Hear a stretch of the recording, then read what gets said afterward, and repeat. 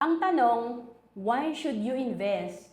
May halimbawa tayo dito na nakakapag-ipon ka ng 10,000 per month. And makikita natin yung difference kung nag-iipon lang tayo, nakasave sa time deposit, or nag invest tayo. So kapag nilagay natin ito sa savings account na alam naman natin kumikita ng less than 1% per year, ang projection nito after 20 years ay 2.4 million.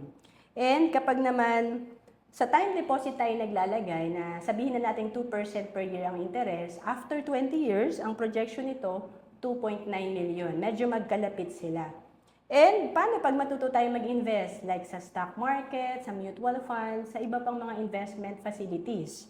Ang projection ng fund natin, kung nakakapag-ipon ka ng 10,000 per month for 20 years, ay 8.6 million. So again, ang laki ng difference, 2.4 million, 2.9 million, 8.6 million. Kaya nga, napaka-importante na